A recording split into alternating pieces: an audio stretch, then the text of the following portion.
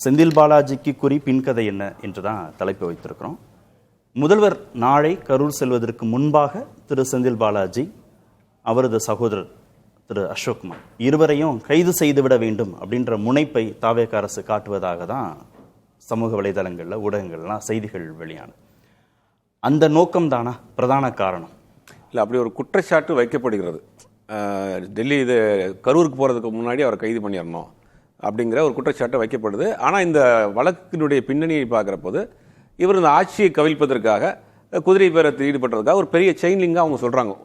நம்ம சொல்கிறது கதையெல்லாம் கிடையாது, நீ காவல்துறை சொல்லக்கூடிய இதில் வருது பார்க்குறப்ப ஒரு பெரிய ஒரு செயின் லிங்க் மாதிரி சொல்கிறாங்க. அது வந்து கடைசியில் போய் அவருடைய சகோதரர் அசோக்குமார்ட்ட கனெக்ட் ஆகுது. அதை தொடர்ந்து தான் இவர்ட்டையும் கேட்குறாங்க. ஒரு சம்மன் அனுப்புகிறாங்க, விசாரணைக்கு சம்மன் அனுப்புகிறாங்க. அது நிரபராதியா இல்லை குற்றவாளியாங்கிறதெல்லாம் அதுக்கு பிறகு தெரியும். ஆனால் சம்மன் அனுப்பப்பட்டதுலேருந்தே இவங்க வந்து தலைமறைவு, அப்போ லுக் அவுட் நோட்டீஸ் கொடுக்கக்கூடிய அளவுக்குலாம் போச்சு நம்ம பார்த்தோம். அப்போ இதுக்கு பின்னாடி ஏதோ ஒரு அழுத்தம் இருக்குது அப்படின்னு அவங்க தரப்புல வந்து குற்றச்சாட்டு வைக்கிறாங்க. ஆனால் இந்த விஷயத்தை பொறுத்த வரைக்கும் செந்தில் பாலாஜி இந்த விஷயத்தில் தலையிட்டு இருக்கிறாரா, தலையீடு இருக்கா அப்படிங்கிறது நம்ம இன்னும் விசாரணைகள் தான் தெரிய வரும். அதில் வழக்கமாக காவல்துறை ஒருத்தருக்கு சம்மன் அனுப்புகிறாங்க, விசாரிக்கணும்னு சம்மன் அனுப்புகிறாங்க. இந்த சம்மன் அவர் ஏற்றுக்கிறார் இல்லை நிராகரிக்கிறார் அப்படின்னா அவருக்கு மீண்டும் ஒரு வாய்ப்பு கொடுக்கப்படலாம். சில சமயம் மூன்றாவது வாய்ப்பு கூட கொடுக்கப்படும். சம்மன் மீண்டும் கூட அனுப்பப்படுவாங்க, இல்லை போய் கூட அவங்க வீட்டின் கதவில் ஒட்டப்படும்.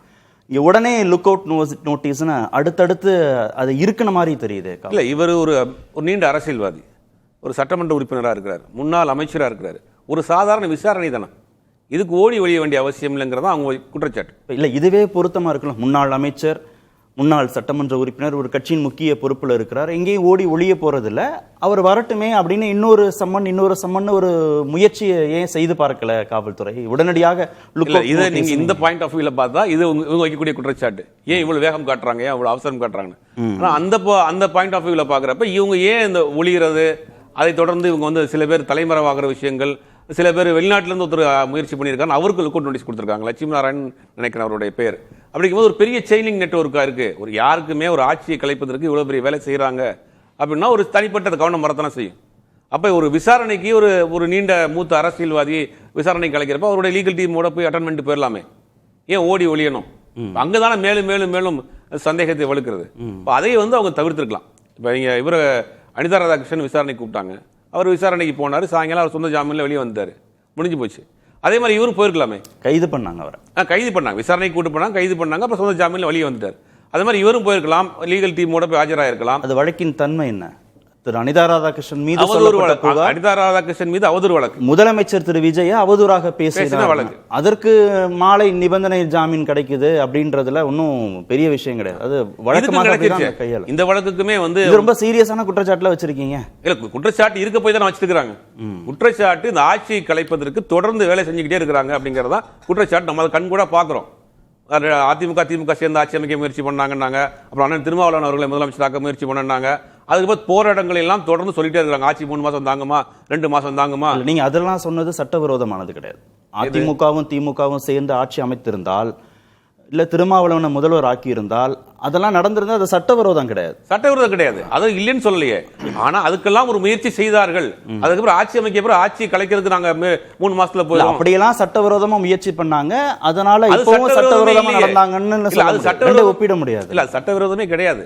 யாரோட கூட்டணி வைத்து ஆட்சி அமைக்கலாம், சட்டவிரோதம் எண்ணிக்கை தான் முக்கியம். எண்ணிக்கை தான் முக்கியம். அப்ப அவங்க ஒரு முயற்சி பண்ணாங்க, அந்த முயற்சி ஃபெயிலியர் ஆயிடுச்சு. 2வது முயற்சி எடுத்தாங்க, அதுவும் ஃபெயிலியர் ஆயிடுச்சு.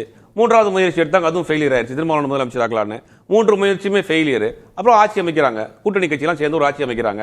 அந்த ஆட்சினா ஜனநாயக ரீதியாக தேர்ந்தெடுக்கப்பட்ட ஒரு ஆட்சி எப்படி கவலும்னு நீங்க சொல்ல முடியும்? போராட்டங்கள்லாம் 3 மாசம் தாங்காது, 2 மாசம் தாங்காது, 6 மாசம் தாங்காதுன்னு போராட்டத்தெல்லாம் சொல்றப்ப அது சந்தேகத்தை வலுவாக்கும். எப்படி ஒரு ஆட்சி 3 மாசத்துல கவிழும்? மக்கள் பெரிய போராட்டம் புரட்சி நடந்தா தான் ஆட்சி கவிழும். அதுக்குமே வாய்ப்பு இருக்காங்கிறது தெரியல.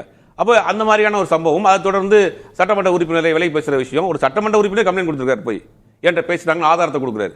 இன்னொரு சட்டமன்ற உறுப்பினர் அவருடைய ஆடியோ ஆதாரத்தை கொடுக்குறாரு. இல்லை, நீதிமன்றம் இதெல்லாம் ஏற்றிருக்குது. ரொம்ப சீரியஸான குற்றச்சாட்டு, ஆதாரங்கள் ரொம்ப வலுவாக இருக்குது. திரு செந்தில் பாலாஜி, திரு அசோக்குமார்லாம் வெளியே இருந்தாங்கன்னா அந்த சாட்சியங்கள் எல்லாத்தையும் கலைச்சிருவாங்கன்னு கருதி இருந்தால் அவங்களுக்கு முன்ஜாமீன் கொடுத்திருக்காது இல்லையா? அவங்கள வந்து முன்ஜாமீன் இல்ல அப்ப நீதிமன்றத்தை எந்த அடிப்படையில் ஜாமீன் கொடுப்பாங்கன்னு நம்ம எப்படி சொல்ல முடியும்? அவங்க ஒரு அந்த இல்ல ஒரு சட்டமன்ற உறுப்பினர் ஆதாரங்கள் அடிப்படையில தான் சட்டமன்ற உறுப்பினராக இருக்க போறாரு, இவர் எங்க போயிட போறாங்கிற அடிப்படையில் கூட ஜாமீன் கொடுத்திருக்கலாம் இல்லையா? சாட்சி ரெண்டு தரப்பு வாதத்தையும் கேட்டுட்டு தான் ஜாமீன் கொடுத்திருக்காங்க. அப்ப ரெண்டு தரப்பு வாதமும் ஏத்துக்கிட்டாங்க. இவர் எந்த தரப்பு வாதத்தையும் ஏத்துக்கொண்டு இவருக்கு ஜாமீன் கொடுக்கலாம். இல்ல ஜாமீன் கொடுப்பதற்கு காவல்துறை எதிர்ப்பு தெரிவிச்சாங்க. எல்லா அரசு நடக்கக்கூடிய விஷயம் தானே. அரசு தரப்பில் ஒருத்தருக்கு ஜாமீன் கேட்கிறப்ப எல்லா அரசுமே எதிர்ப்பு தெரிவிக்கிறது வழக்கமான ஒரு விஷயம் தானே. அதே மாதிரி இவருக்கும் கொடுத்து கேட்டாங்க. அதே மீறி நீதிமன்றம் ஜாமீன் கொடுத்துருச்சு, வெளியில வந்துட்டாரு. இனி வழக்கு நீதிமன்றத்தில் இருக்கு, விசாரணை நடைபெற போகுது. அது யார் மேல் நியாயம் இருக்குங்கிறது வெட்ட வெட்டச்சமா தெரியும்.